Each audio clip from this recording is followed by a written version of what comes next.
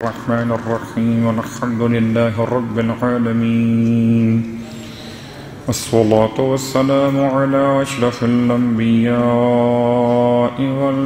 والمرسلين سيدنا أبي القاسم محمد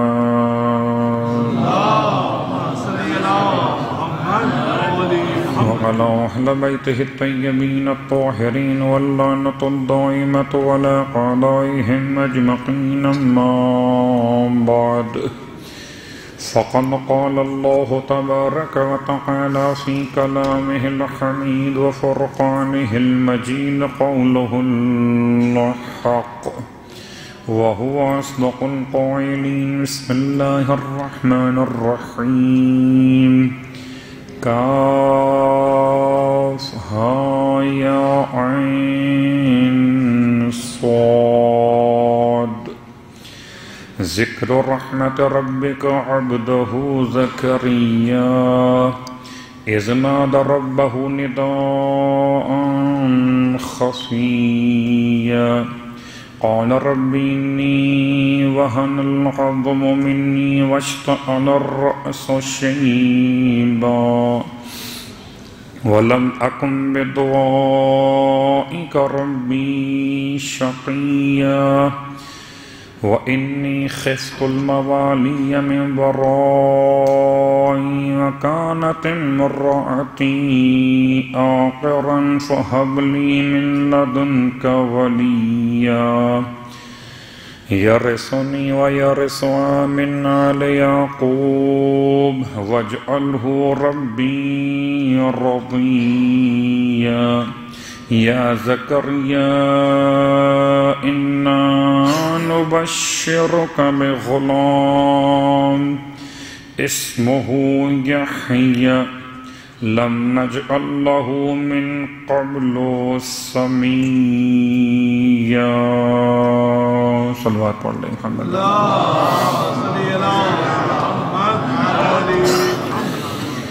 تمام تعریفیں خداوند یحییٰ کے لیے اور تمام ہدیہ درود و سلام ازواج مقدسات محمد اور آل محمد کے لیے الحمدللہ الذی جعلنا من المتمسکین بالقرآن العظیم وجعلنا من المتمسکین بولایت علی بن ابی طالب علیہ السلام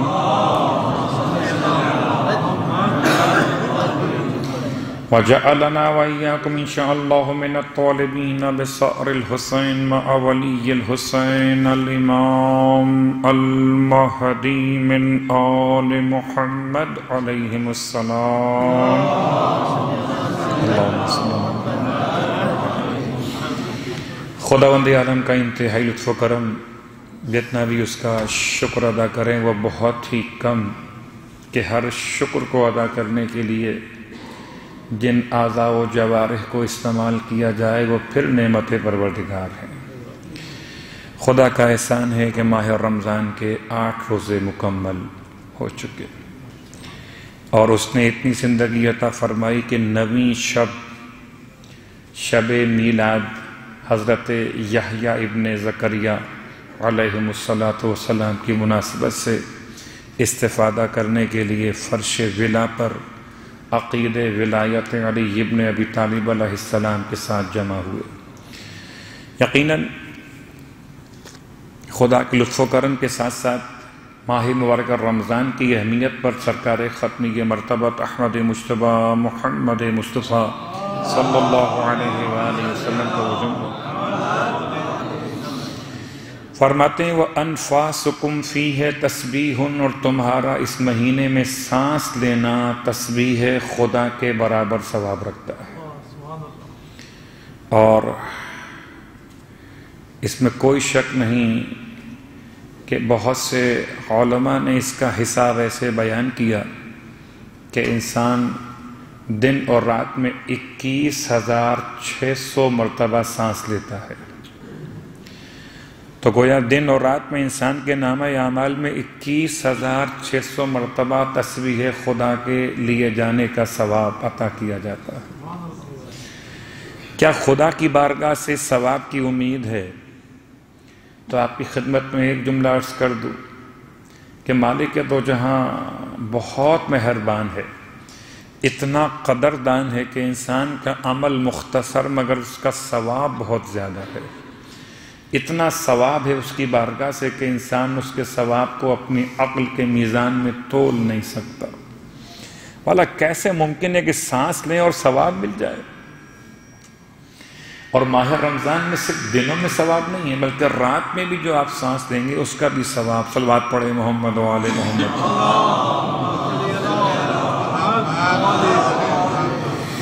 وَمَن تَطَوَّعَ فِيهِ بِصَلَاةٍ، اللہ کا رسول کا ایک اور جملہ کہ جو ماہ مبارکہ رمضان میں مستحب نمازوں کو انجام دے، كَتَبَ اللَّهُ لَهُ بَرَاءَةً مِّنَ النَّارِ، اللہ اس کے لیے لکھ دیتا ہے آتش جہنم سے آزاد کیا جانا۔ ہماری کل گفتگو تھی نماز ہے مستحب اور نافلہ کے بارے میں، آج چند باتیں اور اس کی عنوان سے مکمل کرنا چاہیں گے کہ نماز ہے نافلہ 51 رکعت نماز ہے، نماز واجب کی رکعات کو ملاتے ہوئے۔ البتہ ماہ رمضان کی راتوں کی نمازیں اس سے مختلف ہیں یا اس کے علاوہ ہیں، یا ماہ مبارکہ رمضان کے اور پورے سال بھر کے جمعے کے دن کے نافلہ ملاتے ہوئے یہ فگر بڑھ جاتی ہے۔ یعنی 51 رکعت نماز تو عام دنوں کے لیے جمعے کے علاوہ، ماہ رمضان کے علاوہ، شب قدر کے علاوہ، ورنہ بعض اعمال ہے سنہ میں، پورے سال کے اعمال میں شب براءت کے اعمال الگ ہیں، شب رغبتوں والی رات کے اعمال الگ ہیں، اس کے علاوہ شب قدر کے اعمال الگ ہیں۔ لہٰذا انسان جتنے مستحب نمازوں کو انجام دے سکے، اور اس کے علاوہ ایک اور عنوان مستحب نمازوں کا ہے کہ انسان ساری نمازیں پڑھ چکا، اب وہ ویسے ہی نماز پڑھنا چاہتا ہے۔ نہ یہ نماز نافلہ ہے، نہ یہ نماز زیارت مولا حسین علیہ السلام ہے، نہ یہ نماز تحیت مسجد ہے، نہ یہ نماز شب قدر ہے، نہ نماز نیمہ شعبان الاخر، کوئی نماز خاص نام سے نہیں ہے۔ ویسے دل چاہتا ہے اللہ کی بارگاہ میں 2 رکعت نماز پڑھ لی جائے، تو کیا کوئی ایسی نماز بھی پڑھی جا سکتی ہے جس کا کوئی عنوان نہ ہو، کوئی مخصوص نام نہ ہو؟ جی پڑھ سکتے ہیں ایسی نماز کو بھی اس کا کوئی عنوان نہ ہو۔ آج دل چاہتا ہے کہ میں اللہ کی بارگاہ میں 2 رکعت نماز پڑھ لوں، اس نماز کو قربتاً الی اللہ کے نام سے 2 رکعت انجام دیا جا سکتا ہے۔ لیکن ایک سوال اور اس کا جواب کہ کبھی کبھار ایسا ہوتا ہے کہ نافلہ نمازیں شاید اس لیے بھی نہیں پڑھی جا سکتی، یہ کچھ ہمارے یہاں جماعت کا نظام ایسا بن گیا۔ صلوات پڑھے محمد و آل محمد۔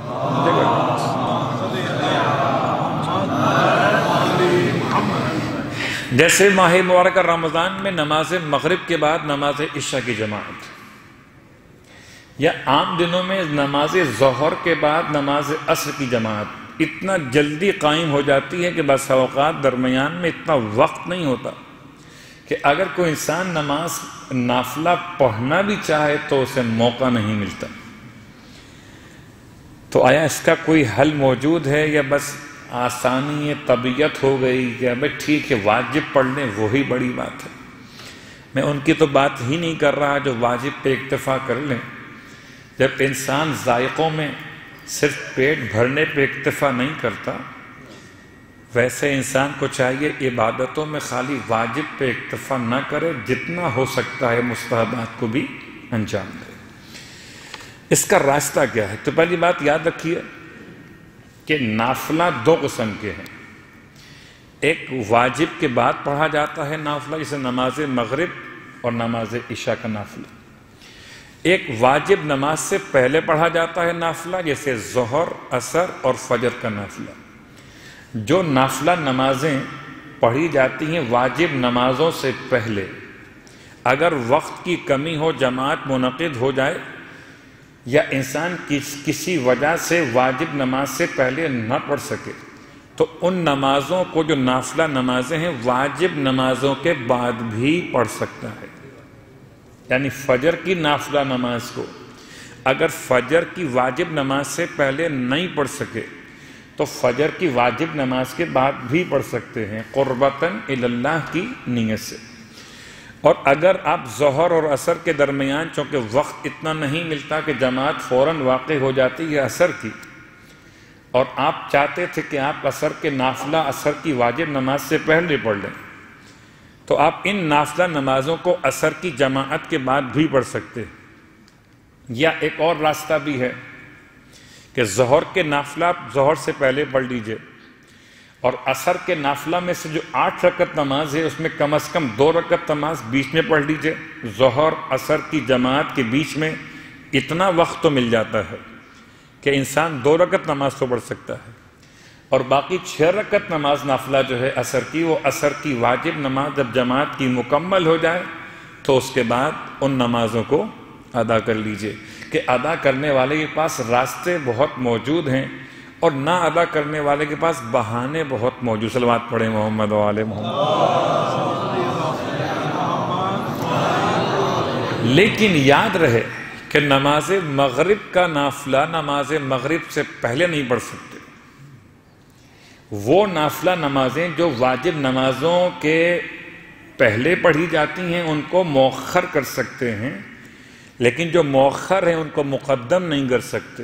عشاء کی اور مغرب کی نافلہ نمازیں واجب نمازوں سے مقدم نہیں پڑھی جا سکتی۔ مثال میں آپ کو دیتا ہوں، آج کل تو روزہ افطار کے لیے ماشاءاللہ رونق بہت ہوتی ہے مسجد میں، اور ہر مسجد یاد کرتی ہے پھر پورے 11 مہینے اس رونق کو، کہ ماشاءاللہ پورا مجمع مسجد ہال پورا بھر جاتا ہے، اتنا مجمع ہوتا ہے۔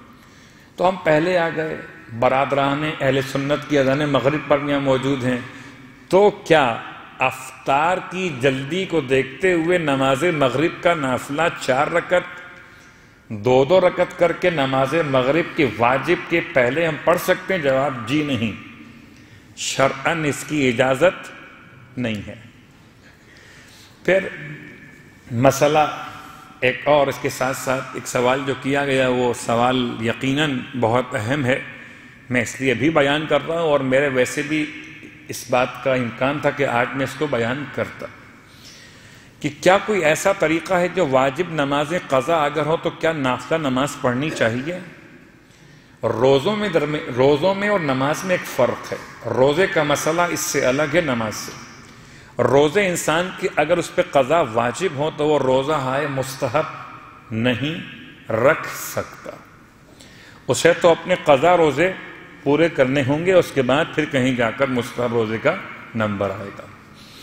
لیکن کیا نمازوں کے باب میں اس بات کا امکان ہے کہ نمازیں قضا واجب ہوں اور ان کے ہوتے ہوئے نماز نافلہ ہم پڑھ سکتے ہیں؟ جواب جی ہاں، نمازوں میں اجازت ہے۔ تمام مراجع اسلام کے نزدیک نمازوں میں اس بات کی اجازت ہے کہ آپ پر قضا نماز زندگی کی باقی ہو اور اس کے بعد آپ نماز نافلہ پڑھنا چاہیں تو شرعاً یہ نماز پڑھنا آپ کے لیے مستحب اور جائز ہے۔ اب ایک سوال کہ کیا ان دونوں کو جمع کر سکتے ہیں کہ قضا بھی ادا ہو جائے اور نافلے کا ثواب بھی مل جائے؟ تو کوئی حرج نہیں ہے، اس سے بہتر، اس سے عمدہ اور کوئی بات نہیں کہ انسان اپنا قرضہ بھی ادا کر دے اور خدا کی بارگاہ میں قربت نوافل کا وقت بھی عبادت میں صرف کر دے، تو دونوں بات جمع ہو سکتی ہے۔ مگر نیت کیا ہوگی؟ مثال کو آسان کر لیتے ہیں، 2 رکعت نماز فجر کی قضا ہوتی ہے، اور آپ فجر کے نافلے کے وقت میں اگر وہ 2 رکعت نماز جو آپ کی قضا ہو چکی کسی دن میں پچھلے ایام میں وہ آپ پڑھنا چاہتے ہیں، تو آپ نافلہ فجر کے وقت میں نافلہ فجر پڑھنے کے بجائے 2 رکعت نماز فجر قضا قربتاً اللہ، یا 2 رکعت نماز فجر واجب قضا، واجب کہیں یا واجب نہ کہیں، قضا کہہ رہے ہیں تو خود بخود واجب کا عنوان مکمل، قربتاً اللہ، تو یہ 2 رکعت نماز آپ پڑھ لیں گے تو آپ کی قضا بھی ادا ہو جائے گی اور نماز نافلہ کے وقت کو عبادت میں صرف کرنے کا ثواب بھی مل جائے گا۔ اور خدا انسان کی نمازیں گنتا نہیں بلکہ تولتا ہے، وہ یہ دیکھتا ہے کہ میری اطاعت میں یہ بندہ کھڑا ہوا تھا یا میری اطاعت سے دور بھاگ رہا تھا، تو اگر آپ کے پاس وقت ہے اور نمازیں قضا آپ کے ذمے بہت ساری ہیں تو آپ کو چاہیے کہ نماز نافلہ فجر کی ہو اس میں قضا پڑھ لیجئے، ظہر کی ہو اس میں قضا پڑھ لیجئے، کہ 4 رکعت پھر 4 رکعت، یہ بات یاد دلا دوں۔ نماز نافلہ کی ترتیب اور ہے، 2 2 2 کر کے۔ نماز عشاء کا نافلہ 1 رکعت کھڑے ہو کر یا 2 رکعت بیٹھ کر، لیکن نماز قضا کی ترتیب نافلہ والی نہیں ہے۔ اور جیسی نماز آپ کی قضا ہوئی ہے، سفر میں قضا ہوئی تھی اور قصر نماز تھی، تو آپ کو اپنے وطن میں اقامت جہاں کر رہے ہیں وہاں پر وہ نماز آپ کو قصر ہی قضا ادا کرنا ہوگی۔ اور اگر آپ کی نماز آپ کے وطن میں ہی قضا ہوئی تھی اور جیسی قضا ہوئی تھی ویسی آپ کو وہ پڑھنی ہوگی۔ یعنی 3 رکعت نماز مغرب ہے تو اب 4 رکعت نافلہ 2 2 رکعت کر کے آپ پڑھتے، اس کے بدلے اگر آپ 3 رکعت نماز مغرب پڑھ رہے ہیں تو وہ 3 رکعت ہی پڑھی جائے گی، وہ 4 رکعت نہیں ہو سکے گی۔ نماز نافلہ کا عنوان الگ ہے، نماز قضا کا عنوان الگ ہے۔ میں نے اس لیے بات کھول کے بیان کر دی، بسا اوقات نافلہ کی جگہ پڑھنے کی مناسبت سے کہیں ایسا نہ ہو کہ وہ جو فیگر ہے اس پر چلے جائیں۔ فیگر وہ ہوگی جو آپ کی نماز قضائے عمری کے اعتبار سے۔ اب خالی ایک لفظ جو بہت پریشان کرتا ہے، قضائے عمری، صلوات پڑھے محمد و آل محمد۔ یہ قضائے عمری کیا ہے؟ لوگ سمجھتے ہیں یہ عمری کا مطلب کوئی خاص عمری ہے، نہیں۔ عمری نسبت ہے عمر کی طرف، بڑے احتیاط سے، نسبت ہے عمر کی طرف۔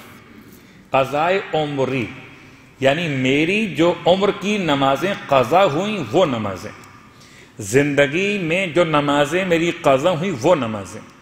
لیکن اگر والد کی نماز قضا کر رہا ہوں تو قضائے عمری نہیں ہوگا، وہ ان کی نماز قضا ہے، نہ کہ میری نماز قضا۔ والدہ کی بات کریں تو والدہ کی نماز قضائے عمری نہیں ہے، ان کی قضا نماز ہے۔ عمری یعنی کہ نسبت یا میری عمر جو میری اپنی نماز قضا ہوئی ہیں۔ اب ایک خالی جملہ آپ کی خدمت میں عرض کر دوں کہ اگر والد کا انتقال ہو چکا ہو یا والدہ کا انتقال ہو چکا ہو، یا کوئی ایسا مومن جس کی شادی ہونے کے عرصے بعد بیوی کا انتقال ہو چکا ہو، یا کوئی مومنہ شوہر کا انتقال ہو چکا ہو، اور وہ مرحوم یا مرحومہ کی نماز قضا پڑھنا چاہیں تو واجب ہو، یہ ایک الگ موضوع ہے۔ بڑا بیٹا ہونا اور باپ کی نماز قضا واجب ہونا یہ ایک الگ موضوع ہے۔ ویسے واجب نہ بھی ہو تو کوئی بھی کسی دوسرے انسان کی نماز قضا پڑھ سکتا ہے۔ 2 طریقے ہیں، ایک اجرت لے کر اور ایک تبرعاً خود سے اپنی طرف سے گفٹ کرتے ہوئے۔ یعنی میں اگر اپنی بہن مرحومہ کی نماز پڑھنا چاہوں تو میں اپنے بہنوئی سے پیسے بھی لے سکتا ہوں کہ نماز پڑھوں گا اپنی بہن کی، آپ کی اہلیہ کی مسئلہ، یا اپنے بھانجے سے پیسے لے سکتا ہوں، مثال دے رہا ہوں۔ تو اجرت پہ نماز پڑھنا یہ ایک الگ موضوع ہے، لیکن پڑھ سکتے ہیں۔ اور تبرعاً پڑھنا کہ میں خود سے پڑھنا چاہتا ہوں ماں کی نمازیں، باپ کی نمازیں، بھائی کی نمازیں، بہن کی نمازیں، مگر زندہ کی نہیں، مرحومین کی نمازیں۔ تو یہ تو بات تھی، خیر بہت طولانی ہو گئی، اور اب وہ روزے کا مسئلہ صرف ایک بیان کر کے، یہ روزے کی حالت میں سفر کل بیان کیا تھا، اور اب اس کا ایک اور حصہ بیان کر دوں کہ شاید وہ مسئلہ اور مکمل ہو جائے کہ روزے کی حالت میں انسان اگر سفر اختیار کرتا ہے تو اگر روزے سے بھاگنے کے لیے ہو تو سفر مکروہ ہے، اور اگر کسی حرام کام کی نیت سے سفر کیا جائے تو روزہ قصر ہوتا ہی نہیں۔ سفر کی حالت میں بھی انسان کو روزہ رکھنا پڑے گا۔ یہ سہولت جو قصر کی دی گئی، جو نمازوں کی قصر کی سہولت دی گئی ہے، یہ سفر غیر حرام کے لیے ہے۔ کوئی شراب خریدنے جا رہا ہے، لا حول ولا قوت، کوئی خدا نہ خواستہ زنا کرنے جا رہا ہے، ٹریول کر رہا ہے اور سفر، تو اس میں نہ نماز اور نہ روزہ۔ آپ سوچیں گے کہ نہ تو اس کی نماز قبول ہوگی نہ روزہ قبول ہوگا، اب رکھے یا نہ رکھے، لیکن شریعت نے اسے کوئی ڈسکاؤنٹ نہیں دیا ہے۔ البتہ سفر مستحب، سفر جائز ہے تو ٹھیک ہے، آپ جا سکتے ہیں، لیکن اگر آپ ٹریول کر رہے ہیں کسی ایسے مقام کی طرف جہاں آپ نے 10 دن قیام کرنا ہے کسی ایک شہر میں، یا آپ کا اپنا وطن وہی جہاں آپ جا رہے، تو اس صورت میں اگر آپ روزہ رکھ کے چلے اور آپ زوال سے پہلے اپنے وطن پہنچ گئے، تو وطن پہنچ کر آپ روزے کی نیت کر لیں، آپ کا روزہ شرعاً درست ہو جائے گا۔ نکلنے کے لیے زوال کے بعد کا مسئلہ ہے، اور پہنچنے کے لیے زوال سے پہلے کا مسئلہ۔ بات پڑھ لیں محمد و آل محمد۔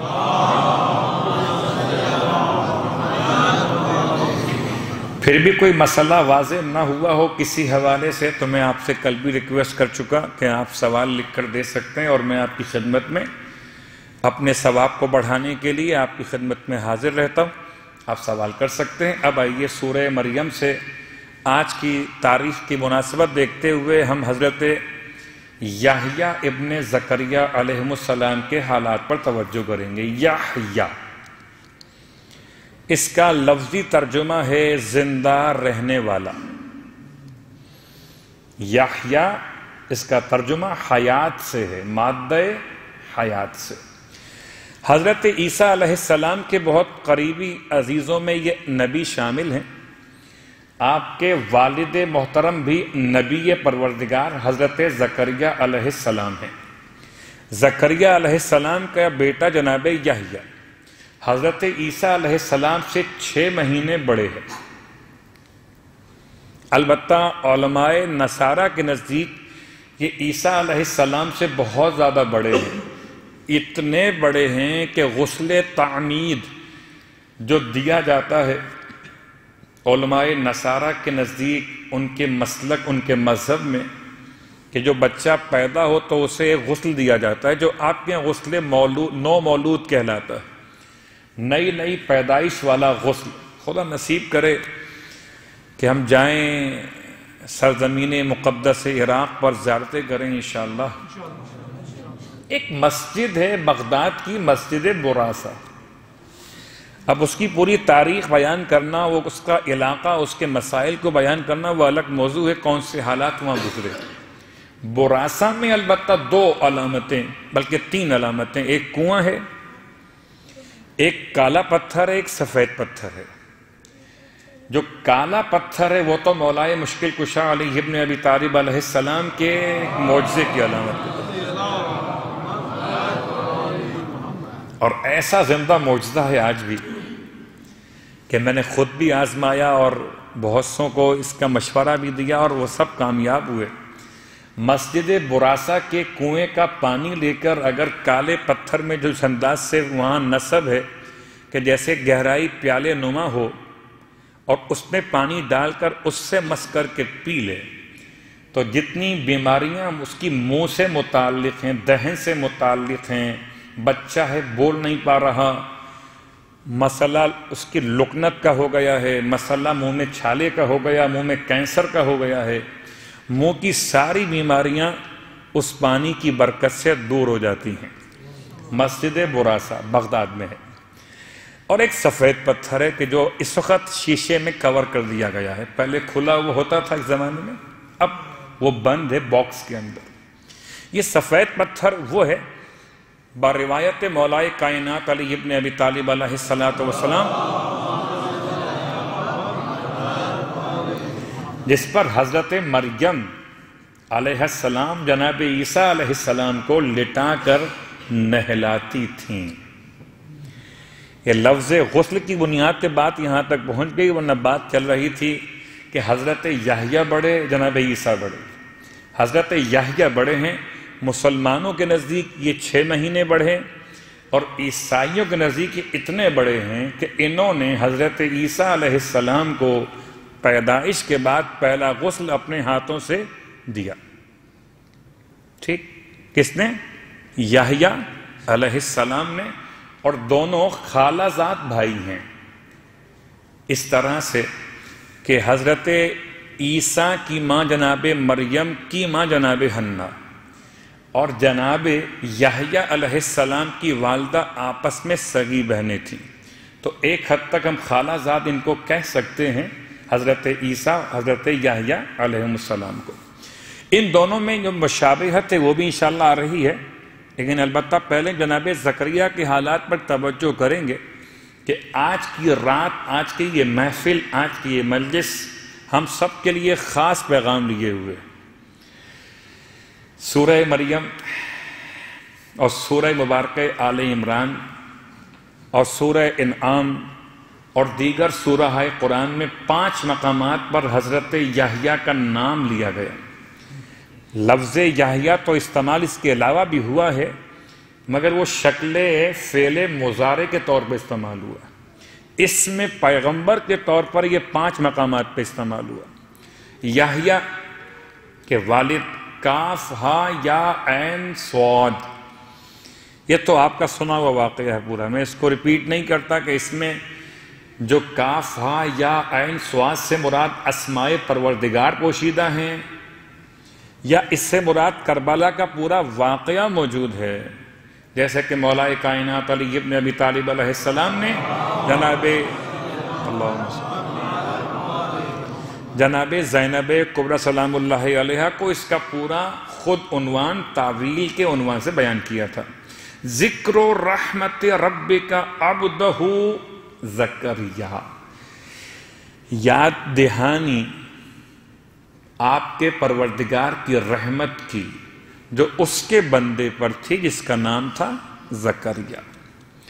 اذ نادا، اس وقت کو یاد کیجئے جب انہوں نے پکارا، نادا اس ایک انسان نے پکارا، کون؟ زکریا نے۔ کس کو پکارا؟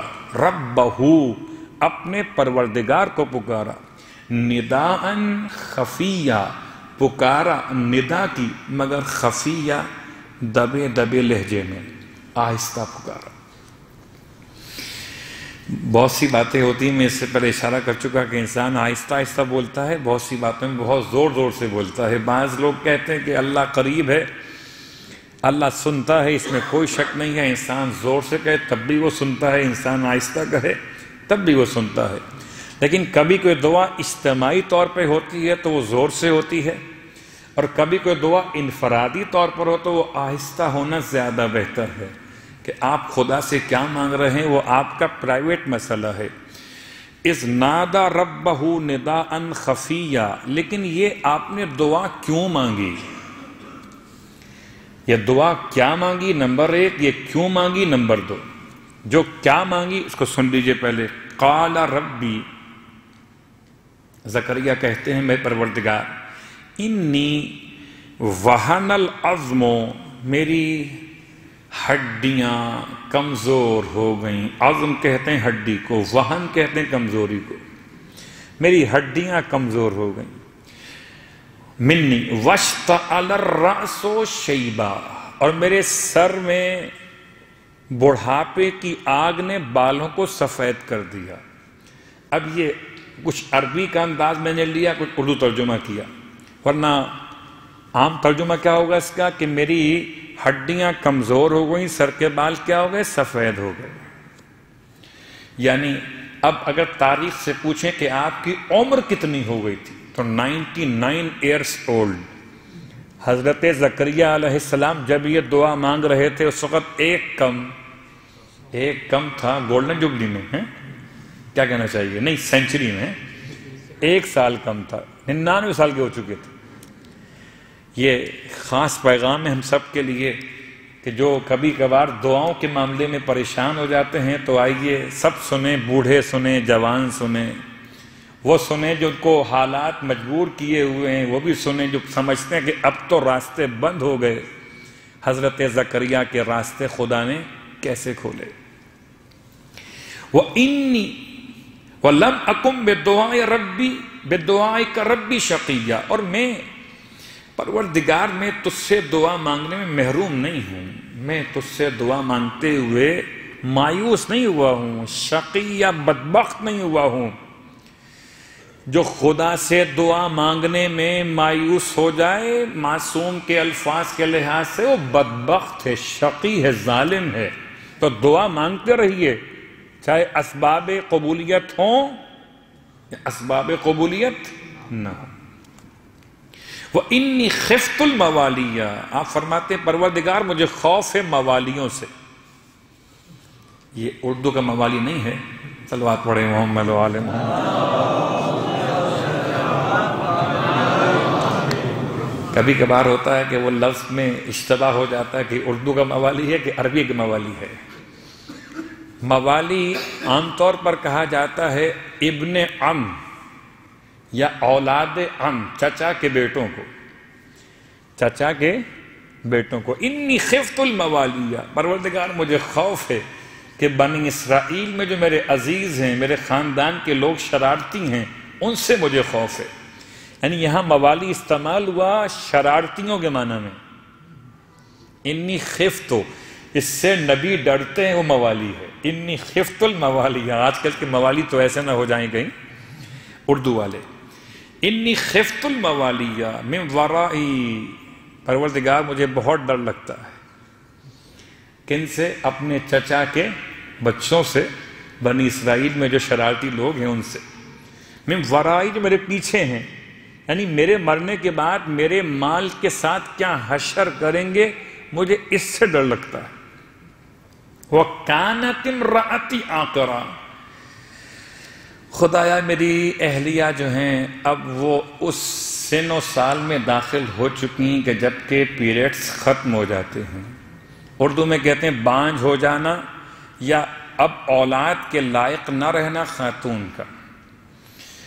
امرأتی عاقرہ فہب لی من لدنک ولیہ، اب میں اس صورت میں بھی تجھ سے اپنا ولی مانگتا ہوں، اپنا وارث مانگتا ہوں۔ بیوی بانجھ ہے، کیا ہو گیا پیغمبر آپ کو؟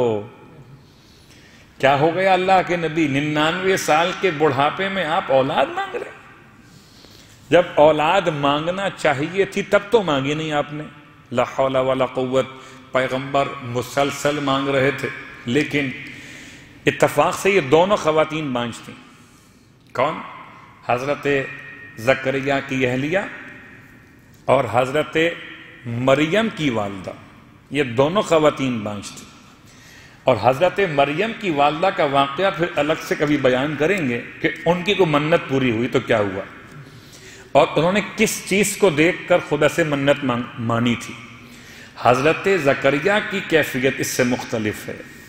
سورہ مبارکہ آل عمران پہ غور کیجئے تو وہاں پر آپ کو پورا واقعہ اس طرح سے ملے گا کہ حضرت زکریا مخصوص ہوئے حضرت مریم کی کفالت کے لیے۔ پہلے منت کس کی پوری ہو گئی؟ جناب حنہ خاتون کی، کہ ان کے یہاں مریم پیدا ہو گئیں، اور مریم کی کفالت حضرت زکریا کے حصے میں آئی۔ سورہ مبارکہ آل عمران آیت نمبر 37۔ اب جناب زکریا جب کبھی محراب میں داخل ہوتے تھے، ابھی لفظ محراب کی بحث چھوڑتا ہوں ورنہ پھر بات بہت آگے نکل جائے گی۔ محراب کسے کہتے ہیں؟ یہ مسجد کے نکلے ہوئے حصے کا نام محراب تو آج کی اصطلاح میں ہے۔ محراب کہتے کسے؟ حرف سے نکلا ہے یا اس کے کوئی اور معنی بھی ہیں لغت کے لحاظ سے، وہ الگ موضوع ہے۔ الفاظ کہیں جب بھی زکریا محراب میں داخل ہوتے تھے، یعنی ایک کمرہ بنا ہوا تھا جو چھت کے اوپر تھا، جو سب سے الگ تھلگ تھا عبادت خدا کے لیے، تو اس کو محراب کہا گیا۔ جب زکریا محراب میں داخل ہو، ایسا نہیں ہوا ہے کہ مسجد کی محراب میں بچی بیٹھی ہو، مسجد کی محراب میں بچی بیٹھی ہو اور حضرت زکریا محراب میں آتے ہوں۔ جب بھی محراب میں داخل ہوتے تھے جناب زکریا علیہ السلام، حضرت مریم کے پاس انواع و اقسام کی نعمتوں کو اور پھلوں کو دیکھتے تھے، تو پوچھتے تھے قال یا مریم انا لک ھذا، مریم یہ سب تمہارے پاس کہاں سے آ گیا؟ قالت، کوئی ہوتا کوئی اور تو کہتا یہ میرا تقویٰ ہے، یہ میری پرہیزگاری۔ ارے آپ کیا جانیں، آپ اللہ کے نبی ہیں تو کیا ہوا، ہم بھی منگا سکتے۔ کچھ تکبر لوگوں کو ہو جاتا ہے، اگر دعا قبول ان کی ہو جائے تو وہ متکبر ہو جاتے ہیں۔ خدا ایسی قبولیت دعا سے بچا کے رکھے کہ دعا قبول نہ ہونا زیادہ بہتر ہو ہماری نفس کی اصلاح کے لیے۔ قالت ہوا من عند اللہ ہے، حضرت مریم سر جھکا کے بچی کہتی تھی ہاں یہ تمام کے تمام اللہ کی طرف سے ہے۔ ان اللہ یرزق من یشاء بغیر حساب، خدا جس کے لیے چاہتا ہے بغیر حساب کے رزق دیتا ہے۔ ہونا لکھا اس وقت یا وہاں پر دعا زکریا نے دعا مانگی۔ کیا دعا مانگی اپنے رب سے؟ ربہ قال رب ہب لی من لدنک ذریۃ طیبہ انک سمیع الدعاء، سورہ مبارکہ آل عمران آیت نمبر 38۔ یاد رکھیے گا، آپ کے کام کی ہے آیت یہ والی، پورا قرآن ہی کام کا ہے ویسے تو۔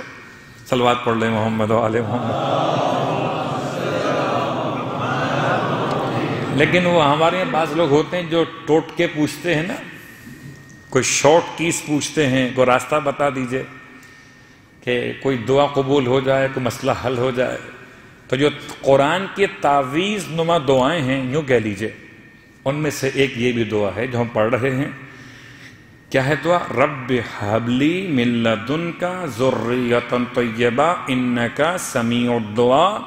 اس کو اپنی اولاد کی تربیت کے بارے میں بہت خوف ہو اور وہ اچھی تربیت کا خواہش مند ہو، اسے چاہیے کہ اپنی نمازوں کے قنوت میں یہ دعا خاص طور سے پڑھا کرے۔ سورہ آل عمران آیت نمبر 38۔ فَنَادَتْهُ الْمَلَائِكَةُ، ترجمہ کیا ہے اس کا؟ اے پروردگار تو مجھے عطا کر دے، مجھے بخش دے، بخشش یعنی گفٹ کر دے۔ کیا کر دے؟ اپنے پاس سے ذریۃً طیبہ، ایک پاکیزہ ذریت۔ انک سمیع الدعاء، بے شک کہ تو دعا کا سننے والا ہے۔ فَنَادَتْهُ الْمَلَائِكَةُ وَهُوَ قَائِمٌ يُصَلِّي فِي الْمِحْرَابِ۔ یہ حضرت زکریہ کو یہ کیا ہوا کہ حضرت مریم کے پاس پھل دیکھ کر دعا مانگنے لگے؟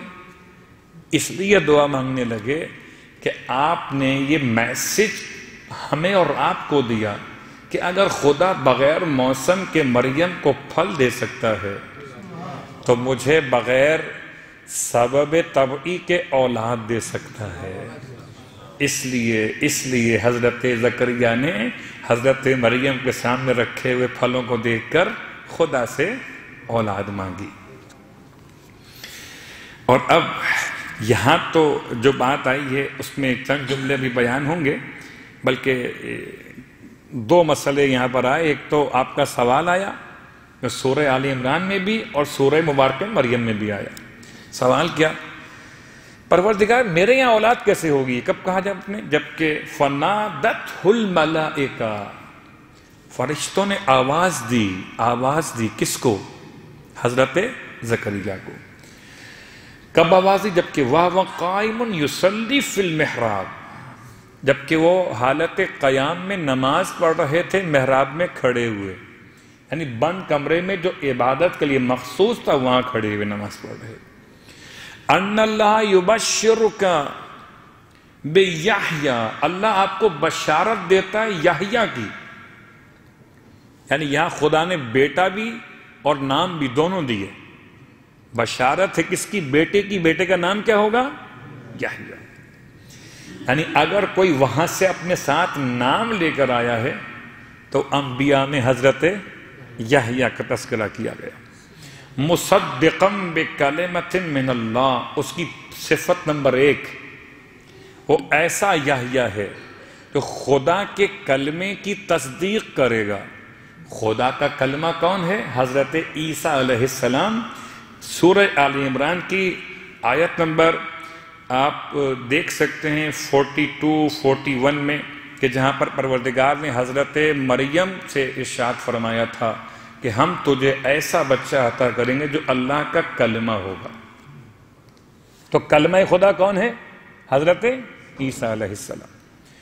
اور یہ مصدقم بکلمۃ من اللہ، خدا زکریا سے کہہ رہا تھا کہ جو بچہ ہم آپ کو عطا کریں گے یا وہ ہمارے کلمے کی تصدیق کرنے والا ہوگا۔ اس لیے علماء اسلام اس بات کے قائل ہیں کہ پہلی شخصیت اس نے حضرت عیسیٰ علیہ السلام کا تعارف کرایا، ان کی نبوت کی تصدیق اور گواہی دی، وہ کون تھے؟ حضرت یحییٰ علیہ السلام۔ نمبر 1، اب ایک مشکل لفظ آ گیا، وَسَيِّدًا۔ نمبر 1 وہ مصدق ہوگا، تصدیق کرنے والا۔ نمبر 2 سید ہوگا، لفظ سید نہیں ہے، سید۔ خیر اب میں اس کی بحث میں جاؤں کہ یہ فعیل کے وزن پہ کیسے بنا، سادہ یسودوں کے مادے سے کیسے نکل کر آئے، الگ موضوع ہے۔ سید اور معنی کیا ہے اس کے؟ لوگ کہتے ہیں سید تو وہ ہوگا جو اولاد جناب سیدہ فاطمہ الزہرا سلام اللہ علیہا سے ہوگا۔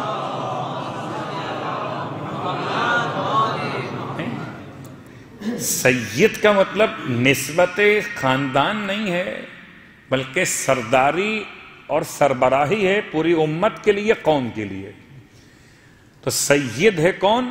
یحییٰ۔ خدا نے کیا عطا کیا، اللہ اکبر، کہ ہم تمہیں دیں گے یحییٰ نامی بیٹا جو مصدق ہوگا اللہ کے کلمے عیسیٰ علیہ السلام کے لیے، اور سید ہوگا قوم کے لیے۔ نمبر 2۔ نمبر 3 حصور ہوگا اپنی خواہشات نفس کے لیے۔ حصور کے 2 معنی کیے گئے، ایک حصور کہتے ہیں خواہشات اور جذبات اور تمام چیزوں سے، گناہوں سے اپنے آپ کو روکنے والا، ایک کہتے ہیں خواتین سے اپنے آپ کو الگ رکھنے والا، حصور۔ اس کی بنیاد پر یہ کہا جاتا کہ دونوں انبیاء ایسے گزرے جنہوں نے شادی یا ازدواج نہیں کیا تھا۔ اب یہ پورا الگ موضوع ہے، لیکن یہاں مراد شادی یا ان کا کنوارا ہونا نہیں ہے، بلکہ مراد کیا ہے کہ وہ ایسے ہوں گے جو اپنے آپ کو شہوتوں سے، اپنے آپ کو جذبات سے، گناہوں سے روک کر رکھنے والے ہوں گے۔ سید کے بعد حصور۔ وَنَبِيًّا مِّنَ الصَّالِحِينَ، اور وہ صالحین انبیاء میں سے ہوں گے۔ 4 باتیں یہاں بیان ہوئی، مصدق، سید، حصور اور صالحین انبیاء میں سے۔ پھر آپ سوال کرتے ہیں پروردگار سے، زکریا علیہ السلام، پروردگار میرے یہاں کیسے بیٹا ہوگا؟ قال ربی انا یکون لی غلام، میرے پاس بیٹا کیسے ہوگا؟ غلام۔ قربان جائیے قرآن کی اصطلاحات پر، قرآن بیٹے کو غلام کہتا ہے، بیٹا نہیں کہتا۔ عرب کا مزاج تھا، یہ ہمارے لیے پیغام ہے، عرب کا مزاج تھا کہ وہ بیٹے کو غلام بھی کہتے تھے، یا پیغام یہ ہے ہمارے اور آپ کے لیے کہ باپ مالک ہے اور بیٹا اس کا غلام ہے۔ ذرا خیال کرنا پڑے گا، اپنے مالک کا صلوات پڑھے، محمد و آل محمد۔ تو آپ کا اعتراض کیا ہے؟ یعنی سوال، اعتراض نہیں سوال۔ اور یہ سوال کیوں؟ سوال یہ نبی کا نہیں ہے، بلکہ میرے اور آپ کے لیے نبی نے ایک راستہ بتایا کہ کیا ممکن ہے کہ 99 سال کا بوڑھا اور ایسی خاتون جس کے وہ ایام ختم ہو گئے ہوں، اس میں اولاد کا کوئی امکان، پاسبلٹی ہو سکتی ہے، کیا اس کے بعد بھی اولاد ہونا ممکن ہے؟ تو سوال کیا آپ نے، کیا کیا؟ کیسے ہوگا میرے پاس بیٹا جبکہ میں بہت بوڑھا ہو چکا اور میری بیوی بانجھ ہو گئی؟ قال، خدا نے جواب دیا، کذالک اللہ یفعل ما یشاء، اللہ اسی طرح سے انجام دے گا، خدا جو چاہے وہ کر سکتا ہے، جو چاہے وہ کر سکتا ہے۔ شاید آپ پوچھیں کہ اللہ کے نبی نے یہ سوال کیا کیوں؟ کیا آپ کو ایمان نہیں تھا؟ تو چلیں سورہ مبارکہ البقرہ میں حضرت ابراہیم علیہ السلام نے سوال کیا تھا، پروردگار رب ارنی کیفا تحیی الموتى، تو مجھے دکھا تو مردے زندہ کیسے کرتا ہے۔ قال اولم تؤمن، ابراہیم کیا تم ایمان لے کر نہیں آئے؟ قال بلا، ایمان تو لے کر آیا، ولکن لیطمئن قلبی، ایمان کی منزل سے نکل کر منزل شہود اور مشاہدہ۔ جیسے ابراہیم کا سوال ویسے حضرت زکریا علیہ السلام کا سوال، خدائے مجھے دکھا کہ تو کیسے بڑھاپے میں مجھے صاحب اولاد کرے گا، یہ شہود اور مشاہدہ عطا فرما۔ بس فرق یہ ہے کہ شہود و مشاہدہ کیا مطلب؟ کیا میری بیوی جوان ہو جائے گی؟ کیا میری بیوی کے ٹائم پیریڈ شروع ہو جائیں گے دوبارہ سے؟ کیسے ہوگا یہ؟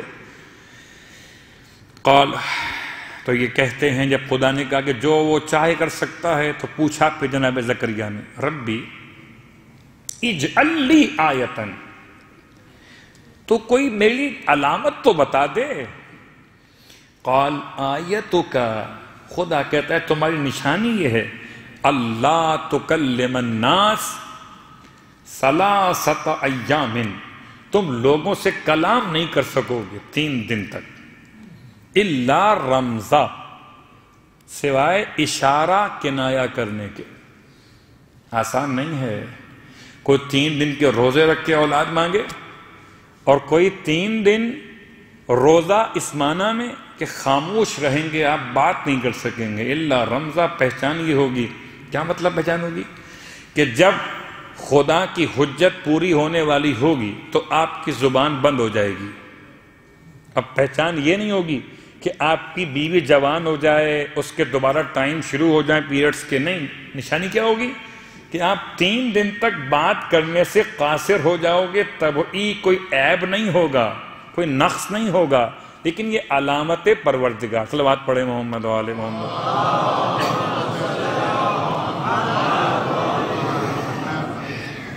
اللہ تکلم الناس ثلاثۃ ایام الا رمزا واذکر ربک کثیرا، اور پھر اپنے پروردگار کو خوب یاد کرنا۔ ہے عجیب بات ہے، خدایا ابھی تو آپ کہتے ہیں کہ زبان کام نہیں کرے گی، اب آپ کہتے ہیں آپ کو یاد کیا جائے۔ کیا سمجھو اس بات کو کہ ذکر خدا میں زبان چلتی رہے گی، مگر ذکر خدا کے علاوہ اگر آپ کسی انسان سے بات کرنا چاہو گے زبان خاموش ہو جائے گی 3 دن کے لیے۔ یہ میں نے اس لیے وضاحت کر دی، کبھی اس کے برعکس ہو سکتا ہے کہ انسان سب سے بات کر رہا ہو، زبان خوب چل رہی ہو، اور جب ذکر خدا کرنے لگے زبان میں لکنت پیدا ہو جائے۔ ایسا ہو سکتا ہے، اور ایسا ہو چکا ہے۔ سرکار ختم یہ مرتبہ احمد مصطفیٰ محمد مصطفیٰ صلی اللہ علیہ وآلہ وسلم کے زمانے میں جو آپ نے واقعہ سنا جس کی ماں ناراض ہو گئی تھی اس سے، اور وہ آخر وقت میں کلمہ نہیں پڑھ پا رہا تھا، ساری باتیں کر رہا تھا سوائے کلمے کے، تو جب کلمہ پڑھنے کی بات آتی تھی تو جوان کی زبان میں لکنت پیدا ہو جاتی تھی۔ اس کا مطلب کہ ایسا ممکن ہے کہ ذکر خدا میں زبان چل رہی ہو، اور جب انسانوں سے بات نبی کرنا چاہیں تو آپ کی علامت یہ ہو جائے کہ آپ کی زبان ساتھ نہ دے الا رمزا، سوائے اشارے کے۔ وَسَبِّحْ بِالْعَشِيِّ وَالْإِبْكَارِ، اور آپ خدا کی پاکیزگی بیان کیجئے۔ عشی زوال سے لے کر غروب تک کا وقت، ابکار طلوع صبح صادق سے دن چڑھنے کا وقت، ان 2 اوقات میں آپ اپنے رب کی تسبیح بیان کیجئے۔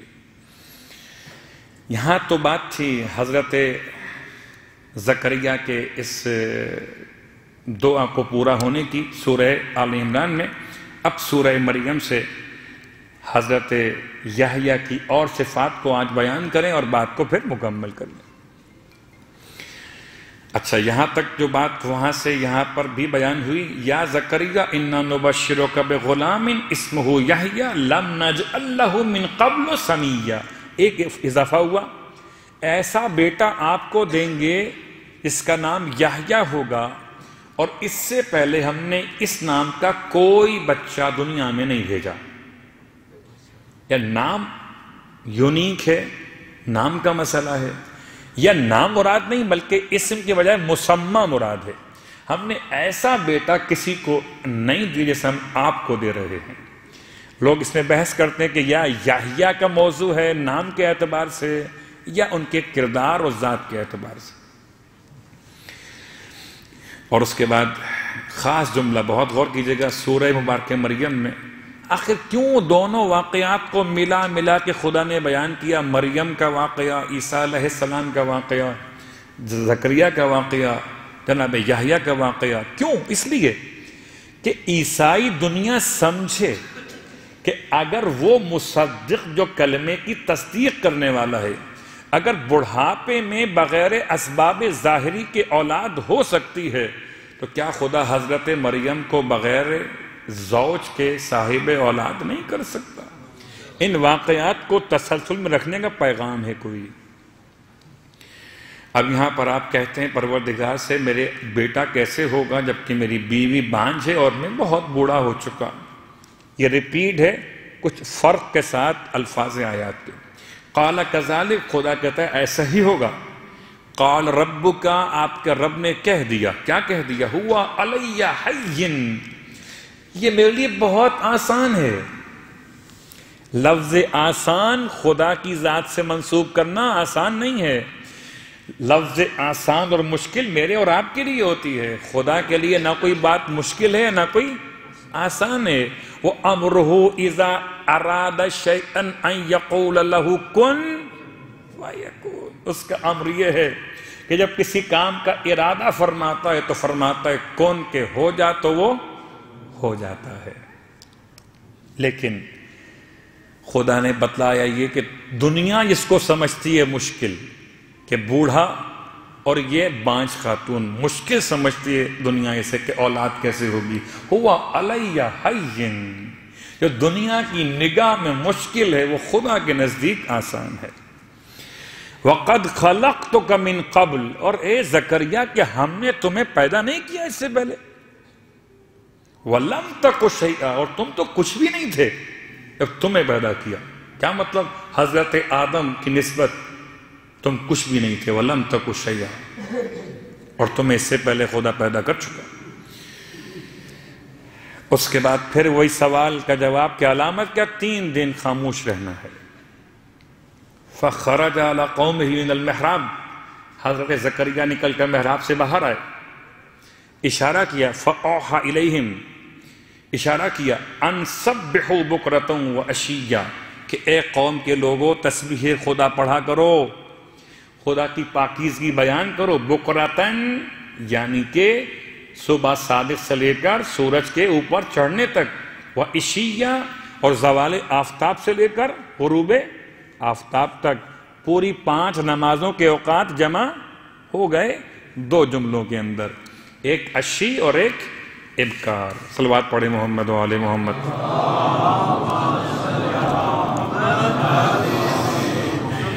بہت جلدی کرتے کرتے بھی ہم یہاں تک پہنچے، اور اب یہ 10 چیزیں ہیں جو خدا نے حضرت یحییٰ کی صفات بیان کی ہیں. آج شب 9 ماہ رمضان کی، اور حضرت یحییٰ کی شب ولادت بسعادت.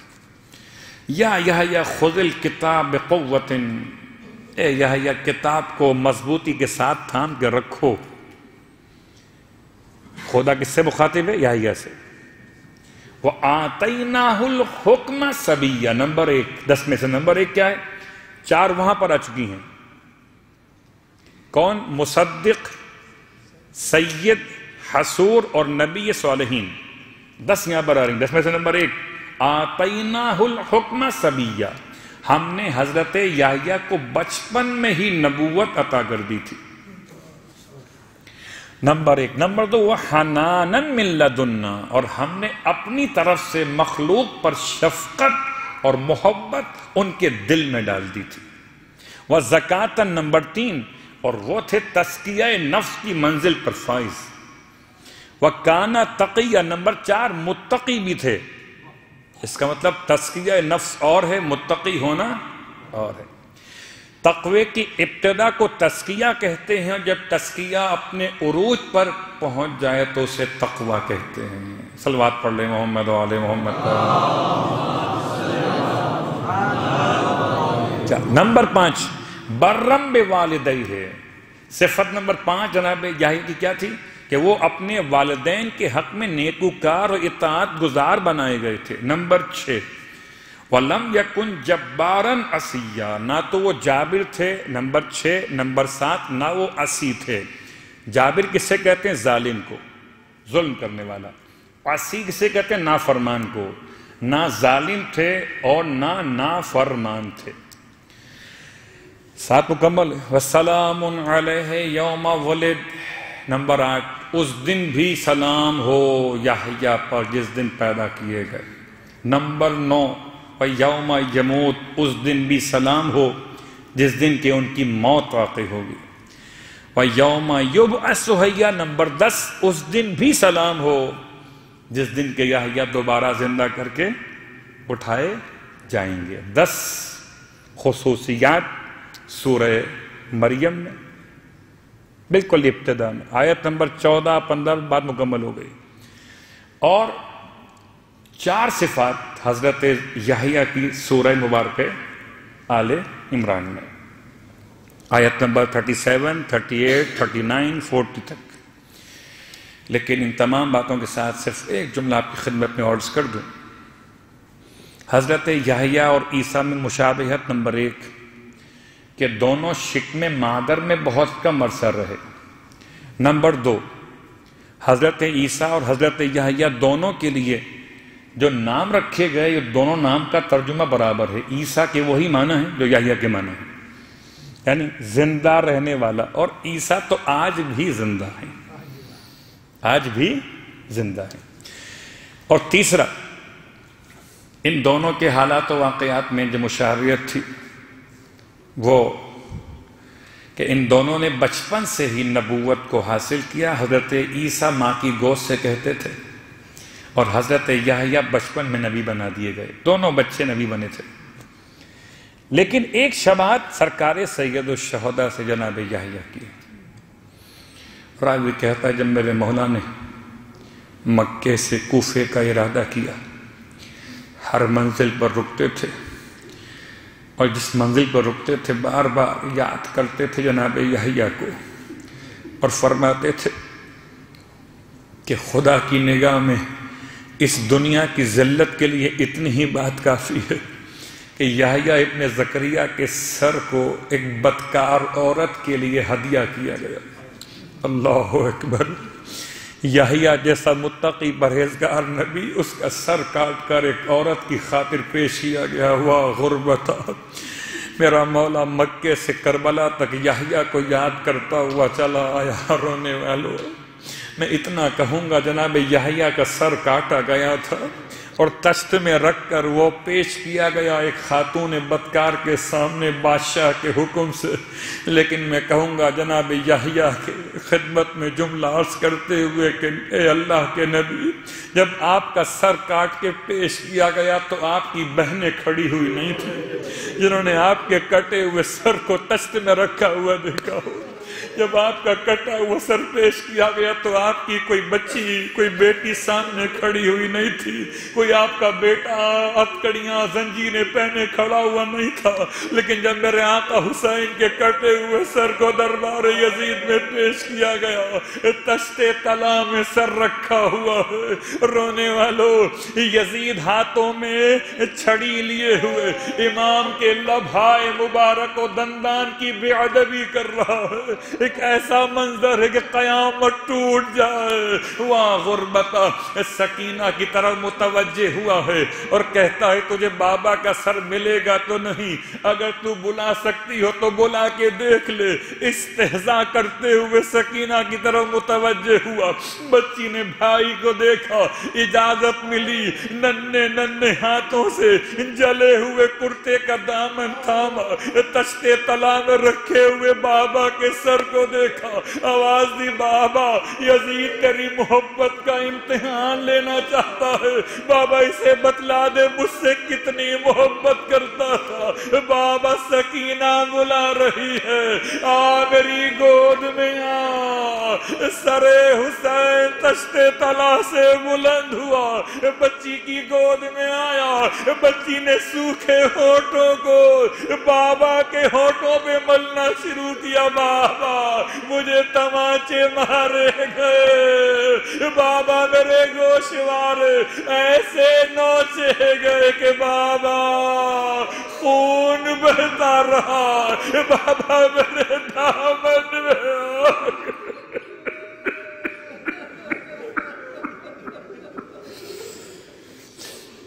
ألا ولعنة الله على القوم الظالمين وسيعلم الذين ظلموا أي منقلب ينقلبون۔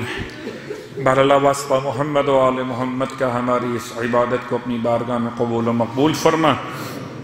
بہرحال واسطہ محمد و آل محمد کا پروردگار، جناب سکینہ کا واسطہ، کٹے ہوئے سر امام علیہ السلام کا واسطہ، تمام مانگنے والے جو اپنی حاجات لے کر آئے ان کی حاجات شرعیہ کو پورا فرما، وہ سب کا رزق عطا فرما، پریشانیاں تمام تر مشکلات کا خاتمہ فرما، جن کے جو مسائل ہیں ویزے کے اعتبار سے، دیگر جاب کے اعتبار سے، تمام کے مسائل کو حل فرما دے۔ پروردگار واسطہ محمد و آل محمد کا مرنے سے پہلے کربلا مولا کی زیارت نصیب فرما، اور کربلا والوں کا واسطہ ہمیں جناب سکینہ کے روزے کی بھی زیارت نصیب فرما، روز قیامت بی بی سکینہ کے بابا کی شفاعت نصیب فرما، امام زمانہ علیہ السلام کے ظہور میں تعجیل فرما، ہم سب کو امام علیہ السلام کے ادنا ترین خدمت گزاروں میں شامل فرما۔ سورہ فاتحہ کی التماس سے پہلے روزانہ کی طرح ایک سوال کیا جائے گا آپ کی خدمت میں، اور جو جواب دیں گے مومن ان کے لیے ایک ہدیہ یا تحفہ ہے امام بارگاہ کی انتظامیہ کی طرف سے، بتشویق اور رغبت کے عنوان سے۔ صلوات پڑھ لیں محمد و آل محمد۔ قبلہ محترم نے عراق کی ایک مسجد کا تذکرہ کیا تھا، سوال یہ ہے کہ اس مسجد کا کیا نام ہے اور اس مسجد کی 3 نشانیاں بتائیں۔